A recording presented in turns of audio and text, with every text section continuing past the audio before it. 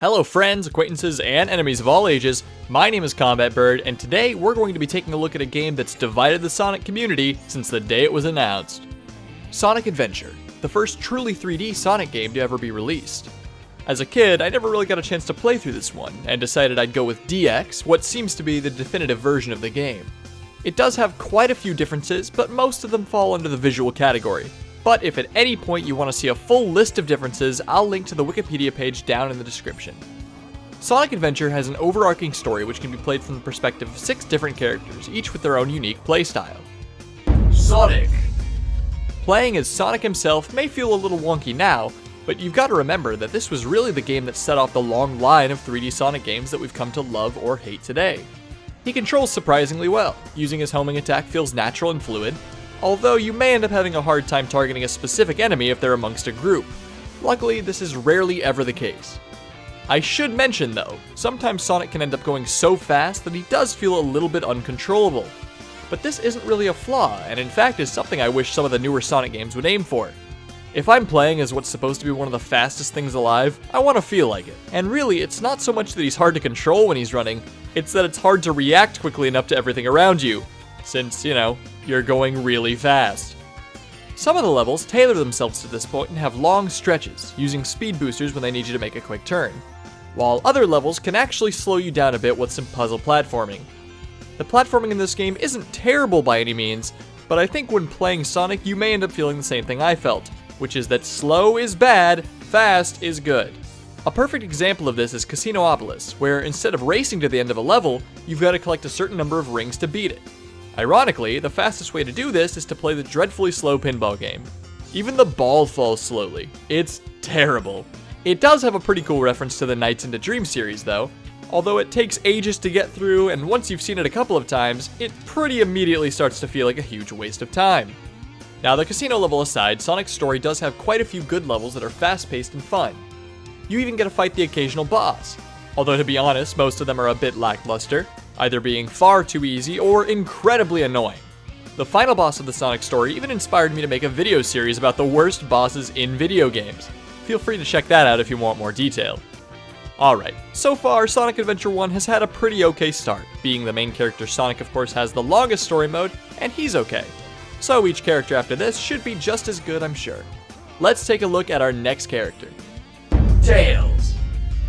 Miles Tails Prower. A small two-tailed fox capable of flying planes.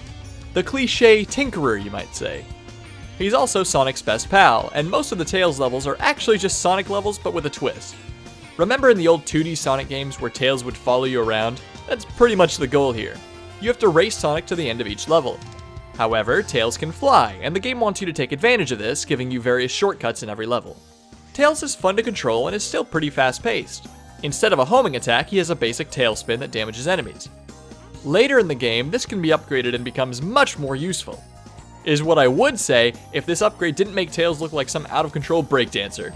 There's no downside here, so I'm not complaining. It's just kind of ridiculous and a bit useless as well. It is hilarious though. The boss fights for the Tails stories are once again pretty easy, but fun nonetheless. I should mention that each character has at least one unique boss fight. And luckily for us, the final boss of Tails' story is miles better than that of Sonic's. Okay, our next character is... Oh no! I said our next character is... Oh no! Oh no! Knuckles! Oh god, this is not the voice actor I'm used to for Knuckles. Something just sounds off about him. Well, anyways, he plays like this. Knuckles has to find the various pieces of Chaos Emeralds scattered around the different levels. He can fly, climb, and eventually dig. Although I got kind of lucky, I suppose, because I didn't have a single Chaos Emerald where digging was required. You have an indicator on screen showing where the different pieces are by changing colors based on how close you are to them. Now, this is very similar to how Knuckles plays in Sonic Adventure 2, but with one major difference. In Sonic Adventure 2, a singular piece of the Chaos Emerald will show up on your indicator at one time. Here in Sonic Adventure 1, if you get within range of any of them, it'll tell you. It's easy to tell why they made this change, because some of these levels were so incredibly easy, I barely felt like I was able to explore them. It took almost no time at all to find each piece, which is a shame because just like Sonic and Tails, Knuckles controls pretty well. Amy! This is Amy. Her goal is to save a tiny bird and make it to the end of each stage while being chased by one of Eggman's evil robots. And after playing Sonic, Tails, or even Knuckles, playing as Amy makes me feel like I've been turned into an actual hedgehog. She is so sluggish feeling, running from point A to point B with her is just a chore. The only redeeming thing about her is that she has this giant hammer which can be used to hit enemies, but more importantly, can be used to do this cool front flip type thing by hitting the ground after reaching a certain speed. This really was the only enjoyable part of her entire story. We finally have a character who isn't going Mach 5, and instead of taking the opportunity to have some legitimate platforming, Amy's levels are more combat oriented. There are very few places to fall off of.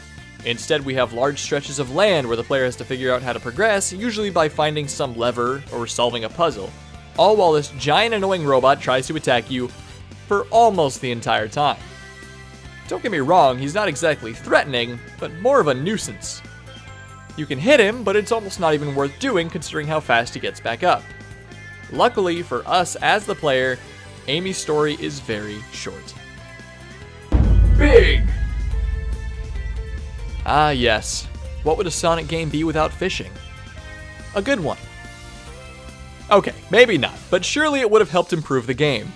Big the Cat is a giant goofball who only has the goal of rescuing his friend Froggy, who continues to hop away from Big throughout the story. You can capture Froggy by partaking in a fishing minigame, one that isn't particularly bad, but it's also not something to write home about. It's just kinda tedious. You reel Froggy in, then move on to the next level, where you have to do it again. But this time in a different pool of water. Big can also get a flotation device that allows him to fish while in the water, but this is almost completely useless and is totally unnecessary. The irony of all this? Big is still marginally faster than Amy, can do cool things like picking up cars and boulders, and is overall still a way more enjoyable character. He even has a final boss fight where you have to fish Froggy out of chaos, making his simple little task suddenly matter quite a bit in the grand scheme of things. Gamma! Gamma is the last main character for our adventure, and dear lord am I glad he brought it back up to a high note. If you're familiar at all with Sonic Adventure 2, you'll recognize Gamma's gameplay instantly. It is most definitely the starting point for what would eventually become the Tails and Eggman gameplay in the sequel. Gamma can run around shooting enemies, platforming, and so on. But most importantly, he doesn't move at the speed of molasses going uphill in January.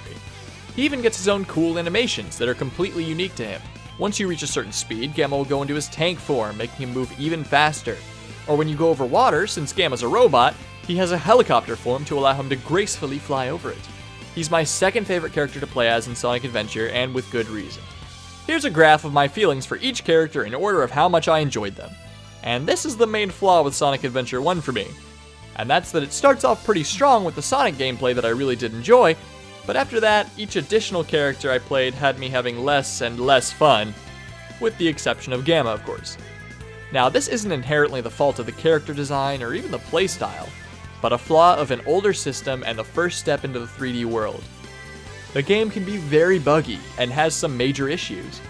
The visuals are something that could give nightmares to children, and while they're enjoyable in a meme sense, they're still pretty bad overall.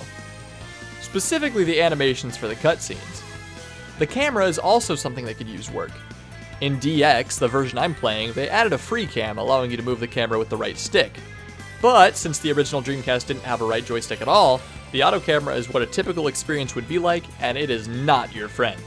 I think the thing that keeps this game from being unplayable is that the characters themselves are pretty enjoyable, and the gameplay for some of them is pretty good. But you'll quickly find as you begin to play the less enjoyable characters, the fun you have playing them is no longer going to be able to outweigh the flaws that the game has. Honestly, if there was anything I got from the entire experience, it was a greater appreciation for Sonic Adventure 2. It's almost like Adventure 1 was a beta test for the gameplay engine, and they ironed out the kinks in Adventure 2. If you're going to play the Sonic Adventure series at all, I recommend playing Sonic's story, and then immediately jumping into Adventure 2. Screw all the other characters, you'll have more fun eating rocks than you will playing Amy. Okay, with that negativity aside, there were a couple of last things I wanted to take a quick glance at. Once you've beaten the stories of all the characters, you'll be able to play as Super Sonic. His story is really just a bunch of cutscenes and a final boss fight, but it's still pretty fun and made me feel unstoppable, except for when, he stopped me. And lastly, there are a couple of side modes and mini games that you can play. First, there's the mission mode, where you can play as any of the characters again, but with 10 different missions scattered around the city. These aren't levels, just small tasks, like cutting weeds with Tails for example. Some of these are more fun than the others, but it's nice to have the extra content if you really enjoy the game. Next, there are a couple of mini-games. There's a driving game, a whack-a-mole game, and a couple of other character-specific ones. These are all pretty boring, but at least you have the option to go back and play them again if you want. And lastly, in some versions of Sonic Adventure, you're able to unlock the old Game Gear Sonic games. This is an awesome touch and something I've always loved in video games. And honestly, that's just about all there's worth going over. There is a Chao Garden, but it's pretty similar to the one in Sonic Adventure 2, which I plan on making a full video for someday. In which case, that is it for today's video. I hope you all enjoyed it, and as always, have a wonderful rest of your day.